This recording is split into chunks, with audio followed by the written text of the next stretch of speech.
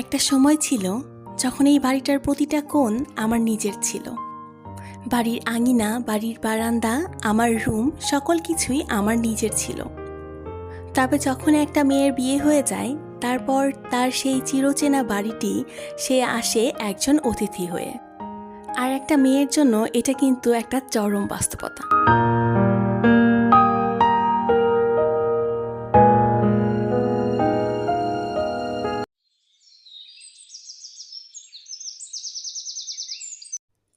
আসসালামু আলাইকুম, লামিজ ব্লগে আপনাদের সবাইকে স্বাগতম করছি নতুন একটি ভিডিও দেখার জন্য। আশা করছি সকলেই ভালো আছেন এবং সুস্থ আছেন। আলহামদুলিল্লাহ, আমিও আমার পরিবার নিয়ে বেশ ভালো আছি।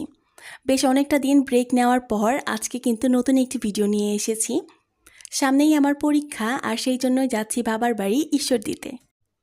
আমার ট্রেনটি ছিল সকাল 8টা 30 মিনিটে, তো একদম সকাল সকাল ঘুম থেকে উঠে আমার ছেলেটাকে নিয়ে কিন্তু চলে এসেছি স্টেশনে এসে ট্রেনের জন্য বসে অপেক্ষা করা আমার কাছে ভীষণ বিরক্তিকর লাগে। তো তারপর কিন্তু আমি ছেলেকে নিয়ে ট্রেনে উঠে পড়েছি। আর আমাদের আজকের এই ট্রেনটি ছিল হচ্ছে বুড়িমারি এক্সপ্রেস। বেশিরভাগ সময়তেই আমার কিন্তু এই ট্রেনটাতেই যাওয়া আসা করা হয়। বেশিরভাগ ঢাকা থেকে যখন ঈশ্বরদীতে যাই তখন আমার এই ট্রেনটাতেই যাওয়া হয়। তো মাশাল্লাহ, আমার কাছে এই ট্রেনের সার্ভিসটা মোটামুটি ভালোই লেগেছে, খুব খারাপ বলবো না। আর এই ট্রেনটাতে উঠলে ভীষণ তাড়াতাড়ি করে কিন্তু আমরা ঈশ্বরদী বাইপাসে চলে আসতে পারি। তো আজকেও কিন্তু ব্যতিক্রম না, খুব তাড়াতাড়ি চলে আসতে পেরেছি। আর এই যে ঈশ্বরদী বাইপাস স্টেশনটি আমার কাছে ভীষণ পছন্দের, কারণ যেদিকেই তাকাবেন শুধু সবুজ আর সবুজ। এই স্টেশনটাতে আসলে কেন যেন মনে হয় যে মনের মধ্যে আলাদা একটা শান্তি বিরাজ করে।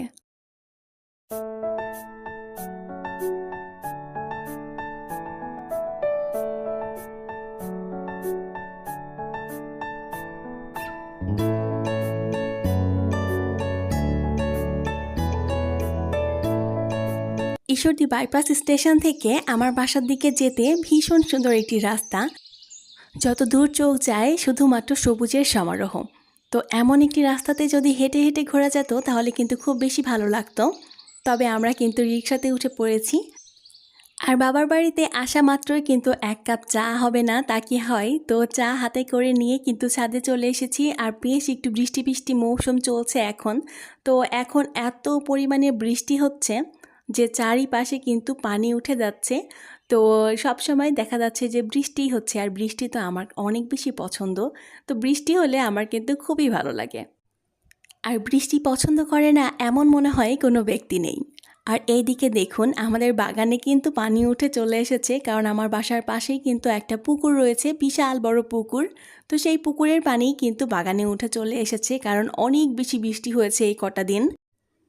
আমাদের বাড়িটা যেহেতু একটু উঁচু করে বানানো, তো সেই ক্ষেত্রে কিন্তু এই সব পানি এই বাসার মধ্যে বা বাসার কাছাকাছি আসার তেমন একটা সুযোগ নেই আলহামদুলিল্লাহ। তো এই যে রাস্তার কাছেও কিন্তু এখনও আসেনি। আমাদের বাগানে যেই পানিগুলি উঠেছে একদম অল্প পানি কিন্তু সেই জায়গাতে। তো ওই জায়গাতে হয়েছে কি যে বড় বড় তেলাপিয়া মাছ, শোল মাছ, পুঁটি মাছ, সরপুঁটি, ছোট ছোট একদম পোনা পোনা মাছ যেগুলি আছে সেগুলি। তো অনেক মাছ কিন্তু এই দিক দিয়ে একদম ঘোরাফেরা করছে, চোখের সামনে দিয়ে এত সুন্দর লাগছে। তো ওগুলা কিন্তু দেখে মনে হচ্ছে গিয়ে ধরি, কিন্তু আসলে ওদেরকে আসলে ধরা যায় না। তো আমার আরহাম খুব জেদ করছিল যে কয়েকটা মাছ সে নেবে, সে খেলা করবে।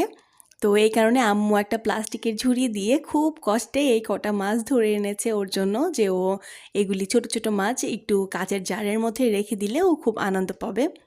তা একটা ছোট্ট একটা জারের মধ্যে এই পোনা মাছগুলি আমরা রেখেছিলাম শুধুমাত্র আরহামের একটু খুশির জন্য। তা আমাদের বাসাতে ছোট একটা অ্যাকোরিয়াম ছিল, তো সেটার জন্য মধ্যে না এই ছোট আর গাছটা ছিল। তো ভাবলাম যে এই ছোট্ট গাছটা এর মধ্যে দিয়ে রাখি, তাহলে দেখতে কিন্তু বেশ সুন্দর লাগবে। ছোট্ট একটা জারের মধ্যে এই কয়টা মাছ নিয়ে কিন্তু সে মহা খুশি। তবে আমরা কিন্তু এই মাছটা খুব বেশিক্ষণ রেখেছিলাম না, কারণ যদি এর মধ্যে রেখে দিতাম তাহলে কিন্তু সবগুলি মাছ মরে যেত। তো আমরা মনে হয় আধা ঘন্টা মতো এখানে ছিল। তারপর এই পোনা মাছগুলিকে আমরা আবার পুকুরে ছেড়ে দিয়ে এসেছিলাম, কারণ এগুলি পুকুরে না থাকলে মরে যাবে। বাবার বাড়ির এই ছোট ছোট মুহূর্তগুলি কতটা যে আনন্দের মুহূর্ত, এগুলি কিন্তু সকল আপুরাই বুঝবেন, বিশেষ করে আমার বিবাহিত আপুরা। তো যাই হোক, এখন চলুন একসঙ্গে চা করে খাওয়া যাক। তো আজকে আমি এই যে পুরনো কেটলিটা বের করেছি, এটা ঠিক বয়সটা কত জানেন? এটা আমার দাদির সংসারের। তো আমার দাদির সংসারে থাকার পরে আমার আম্মুর সংসারে গিয়েছিল, তারপর কিন্তু আজকে আমি এখানে চা বানাচ্ছি। আমার ছোটোবেলা থেকে আমি আম্মুকে কখনোই দেখিনি এই চায়ের কেটলিটাতে কখনো আম্মু চা ঢেলে খেয়েছে। তো আম্মু খুবই যত্ন করে এই জিনিসগুলি রেখে দিয়েছিল, কারণ এগুলি আমার দাদির স্মৃতি। তো এগুলি আসলে আমার দাদি যখন সংসারে এসেছে সেই তখনকার, তো এক কথায় বলা যায় দাদির আমলের বাসনকোসন এইগুলি। ছোট ছোট জিনিসগুলি দেখলেও কিন্তু সেই পুরনো স্মৃতিগুলি মনে পড়ে যায়। তো আজকে যেমন আমার এই ভিডিওর এই ছোট ছোট বাসনকোসন দেখে আমার অনেক রিলেটিভসদের অনেক পুরনো স্মৃতি মনে পড়ে যাবে।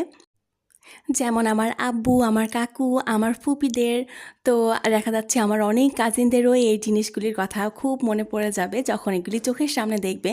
তো আসলে এই ছোট ছোট বিষয়গুলি কিন্তু আমার কাছে ভীষণ পছন্দের। তো আজকে কেন মনে হলো যে আজকে এটা দিয়ে একটু চাটা করে খাওয়া যাক, সুন্দর করে পরিবেশন করব। আর এই যে রাইস প্লেটটা দেখতে পাচ্ছেন, এটাও কিন্তু অনেক দিন আগের, মানে আমার দাদি যখন সংসার শুরু করে তখনকার। তো বুঝতে পারছেন এটা আসলে বয়সটা ঠিক কতটা। তো আমার আম্মু এগুলি সব কিছুই কিন্তু যত্ন করে রেখে দিয়েছিল। বলা যায় এগুলি এখন অ্যান্টিক পিস হয়ে গিয়েছে আমাদের ফ্যামিলি মেম্বারদের কাছে। আমি চাইলেই কিন্তু আমার আম্মুর সংসারের সব নতুন নতুন বাসনকুসন বের করতে পারতাম, সুন্দর করে যেই ডিনার সেটগুলি রয়েছে সেই নতুন নতুন সেই বাসনগুলি বের করে কিন্তু শো অফ করতে পারতাম, কিন্তু আমার কেন যেন আজকে মনে হলো সেই আগের দিনের একটু কথা। তো আম্মুর কাছ থেকে পারমিশন নিয়ে তার সেই শোকেস থেকে এগুলি বের করে এনে তারপর কিন্তু চাটা বানিয়েছি। তো নিজে এখন আরাম করে বসে আয়েশ করে এখন চা খাবো, আর ঠিক সেই আগের পুরনো স্মৃতিগুলি আবারও স্মৃতিচারণ করব।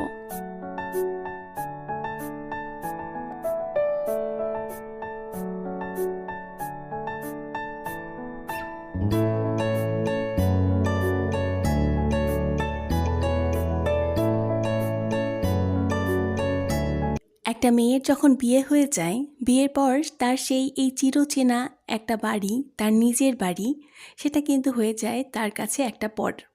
তো সেখানে যখন আমরা আসি তখন কিন্তু আমরা অতিথি হয়ে আসি। দয়া করে এটাকে কেউ নেগেটিভভাবে নেবেন না, কারণ এটা আসলে একটা সত্যি কথা। তো এটার মধ্যে আসলে কোনো খারাপ কোনো কিছু নেই, এটা একদম স্বাভাবিক বলা যায়। আর একটা মেয়ে মানুষের কাছে এটা একেবারেই স্বাভাবিক, কারণ একজন বিয়ে হয়ে যাওয়ার পর তখন কিন্তু বাবার বাড়িতে আর সেই আগের মতো করে এসে আমরাও সেভাবে থাকতে পারি না, এবং কি আগে আমরা যেমন এখানেই থাকতাম, তো এখন কিন্তু বাবার বাড়িতে আসতে হলেও একটা পারমিশন নিয়ে তারপরেই আসতে হয়, কারণ নিজের সংসারে একটা কাজ থাকে, নিজের সংসার গুছিয়ে তারপর কিন্তু এই জায়গাতে আসতে হয়। তো যাই হোক, খুব বেশি একটা কিছু বলবো না। আমার ভিডিওটি ভালো লাগলে একটা লাইক দিয়ে আমার সঙ্গে থাকবেন, এবং খুব বেশি ভালো লাগলে চাইলে আমার চ্যানেলটি সাবস্ক্রাইব করে আমার সঙ্গে থেকে যেতে পারেন। আর আপনি যদি সেটি অলরেডি করে থেকে থাকেন, আপনাকে জানাচ্ছি অসংখ্য ধন্যবাদ। আজ এই পর্যন্তই রাখছি, দেখা হয়ে যাবে পরের ভিডিওতে। সবাইকে জানাচ্ছি খোদা হাফেজ, আসসালামু আলাইকুম।